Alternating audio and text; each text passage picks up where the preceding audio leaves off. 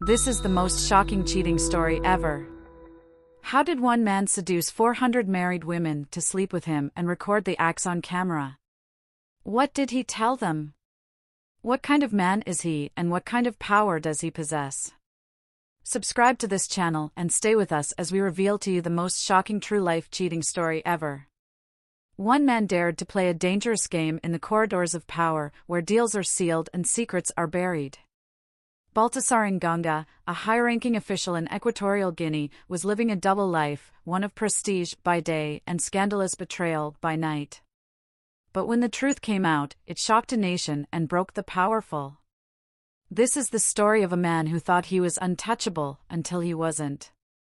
To understand the magnitude of this scandal, we first need to take a look at Equatorial Guinea, a small yet wealthy nation in Central Africa. Known for its rich oil reserves and a tight-knit political elite, it's a country where power is concentrated in the hands of a few. And Baltasar Nganga was one of those few. Nganga was a man of influence.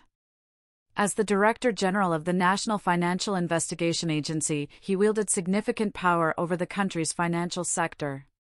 His job? To root out corruption and financial misconduct. Ironically, he would soon become the center of one of the biggest scandals in the nation's history. It all started with a few whispers and quiet rumors circulating among the political elite. But soon, the whispers turned into a storm.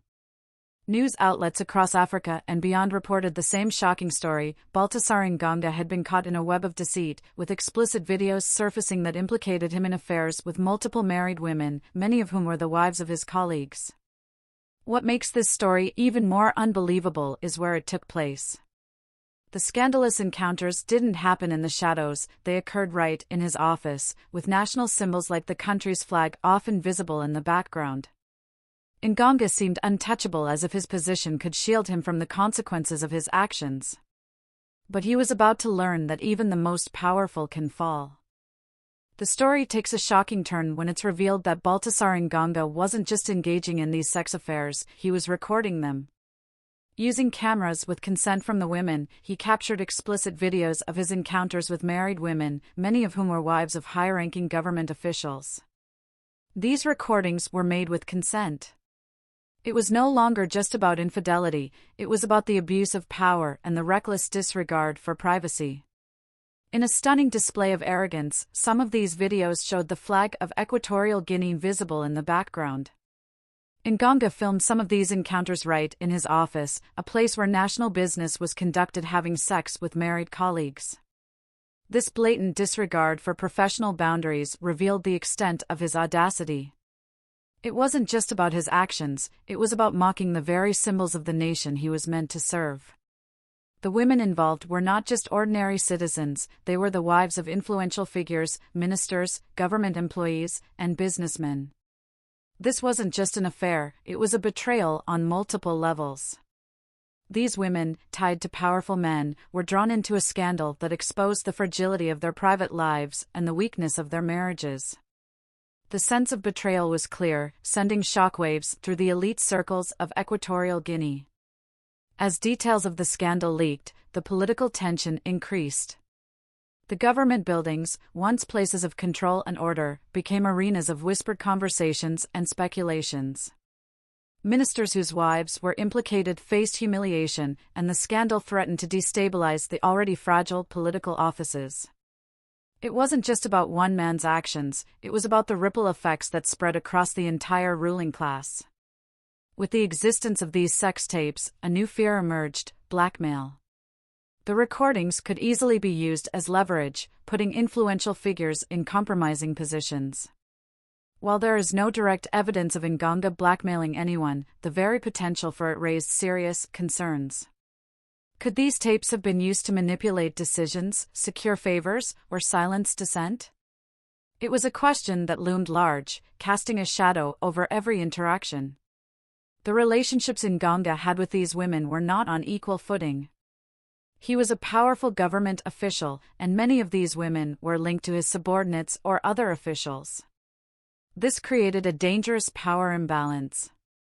Was there real consent, or were these women coerced, feeling pressured by his status and influence? The lines between seduction and manipulation became blurred, highlighting the dark side of power dynamics at play. As news of the scandal broke, social media erupted. Hashtags calling for justice, accountability, and resignation trended across the region. People took to platforms like Twitter and Facebook, expressing their shock, disgust, and outrage. The scandal became a hot topic, with debates raging over morality, abuse of power, and the vulnerability of women involved. The digital age has turned a private betrayal into a public spectacle, with every twist and turn dissected by millions. Then came the moment that changed everything: the tapes were leaked. Explicit videos and screenshots began circulating online, shared through messaging apps and social media. The shock was immediate and widespread. For many, it was hard to believe that a high-ranking official could be involved in such a scandal. The footage left no room for doubt, and the fallout was swift. High-ranking officials, some of whom were directly affected, scrambled to respond. There were calls for immediate investigations, resignations, and even threats of retaliation. For many in power, it was a moment of reckoning. Ministers who had prided themselves on their influence and control now faced public humiliation, their personal lives laid bare for all to see. It was a political earthquake that rattled the foundations of the government. The leaked screenshots and videos, though blurred for privacy, left little to the imagination. They showed intimate moments and conversations that were never meant to see the light of day. The scandal's magnitude only grew as more content was leaked, each new piece of footage adding fuel to the fire. It was a cascade of humiliation, one that seemed unstoppable and only deepened the public's sense of betrayal.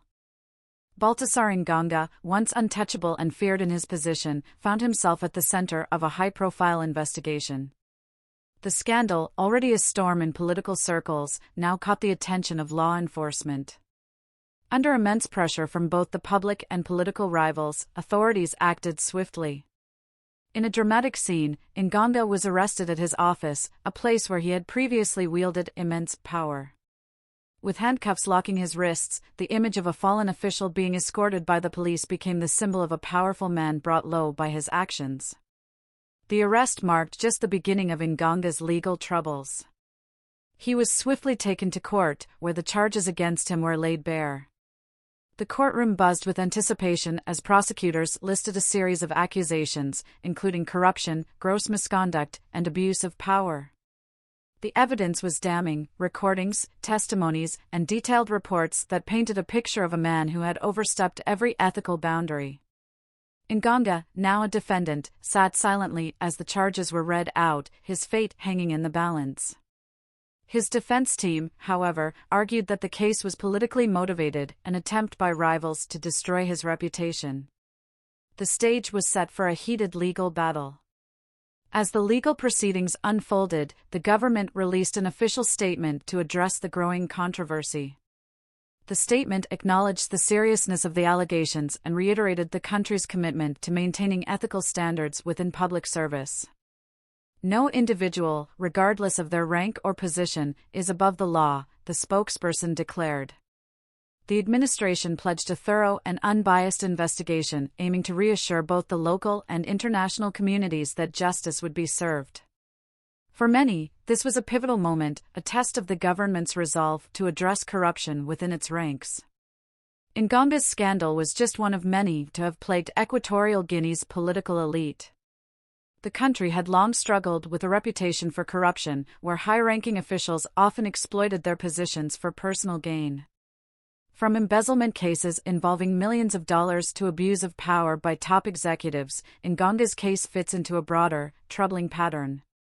His downfall became a mirror reflecting the deep-seated issues of governance and the rampant misuse of authority. For the public, this wasn't just about one man's indiscretions but about a systemic problem that had persisted for years, undermining trust in the nation's leadership. News of Nganga's arrest and the sordid details of his misconduct quickly spread beyond the borders of Equatorial Guinea.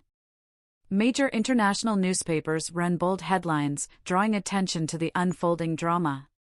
The scandal became a global sensation, with journalists and political analysts dissecting the implications of the case.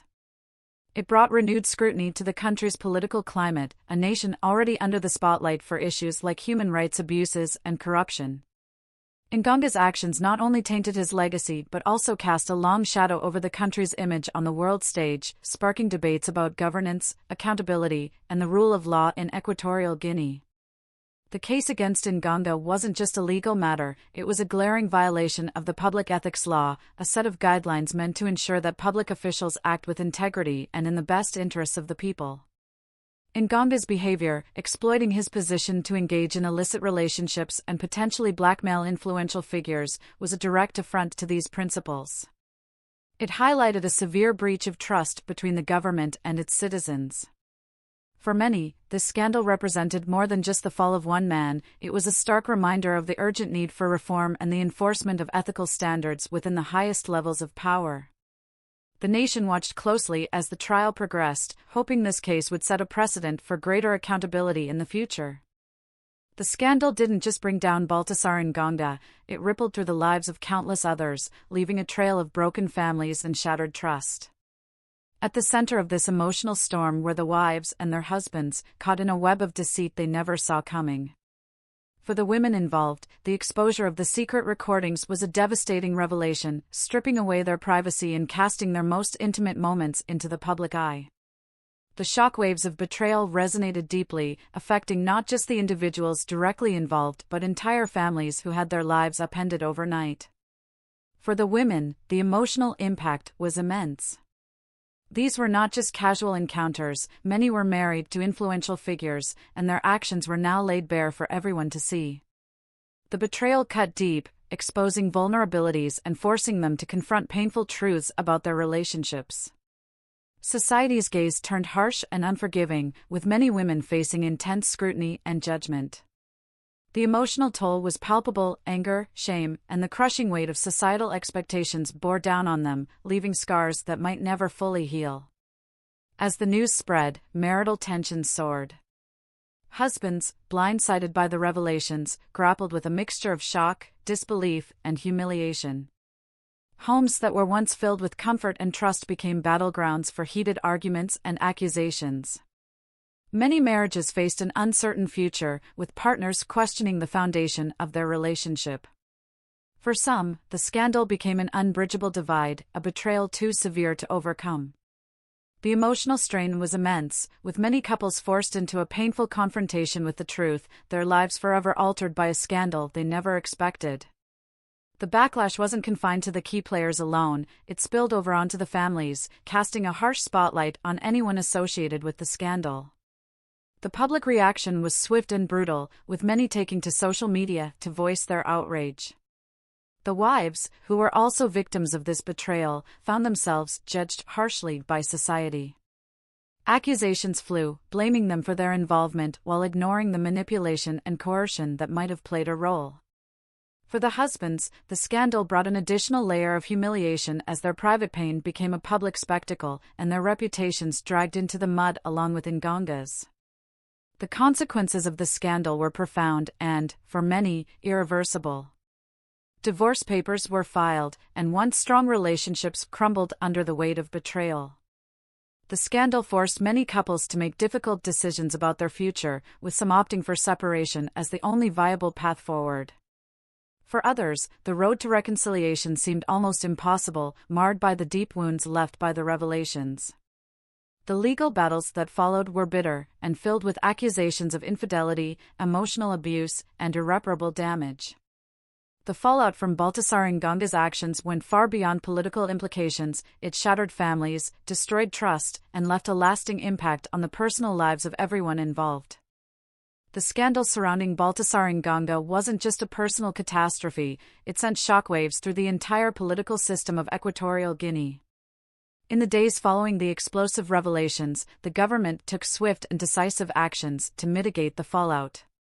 Top officials found themselves suspended as investigations commenced, and there were whispers of a broader restructuring aimed at purging corruption from the ranks of public service.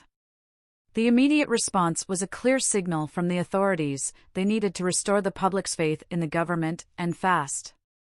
With intense scrutiny from both domestic and international observers, the political landscape began to shift rapidly. In an unprecedented move, the vice president himself addressed the nation. His statement was clear and stern: "This scandal is a wake-up call for our administration.